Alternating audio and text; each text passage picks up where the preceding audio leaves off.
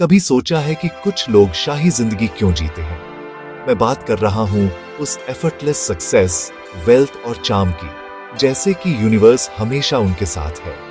वैदिक ज्योतिष के हिसाब से इसका जवाब उनकी जन्म कुंडली में छिपा हो सकता है, थैंक्स टू एक रेयर और पावरफुल कॉम्बिनेशन जिसे भद्र राजयोग कहते हैं। तो आखिर यह भद्र राजयोग है क्या? यह पंच महापुरुष योगों में से एक है और यह तब बनता है जब बुध, इंटेलेक्ट का प्लैनेट, अपनी राशि मिथुन या कन्या में, या चौथे, सातवें या 10वें घर में एक्सॉल्टेशन में मजबूत बैठा हो। लेकिन यहाँ एक बात है, बुध को पावरफुल होना चाहिए, कमजोर नहीं, और मैलेफिक प्लैनेट्स की बुरी नजर से दूर होना चाहिए। जिन लोगों को यह योग मिलता है वे बॉर्न कम्युनिकेटर्स होते हैं।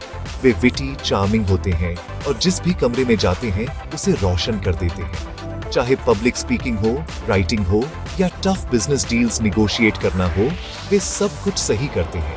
कोई हैरानी नहीं कि वे अक्सर top business leaders, respected bankers या फाइनेंशियल विजर्ड्स बन जाते हैं। लेकिन यह सिर्फ पैसे के बारे में नहीं है। भद्र राजयोग के साथ आप एक लग्जूरियस लाइफस्टाइल, मजबूत फैमिली बॉन्ड्स और एक ऐसी रेपुटेशन का मजा लेते हैं जो आपको समाज में अलग बनाती है। आप सिर्फ सक्सेसफुल ही नहीं होते, आप एडमायर्ड भी होते हैं। तो अगली बार जब आप अपनी जन्म कुंडली देखें तो इस रॉयल कनेक्शन को जरूर देखें।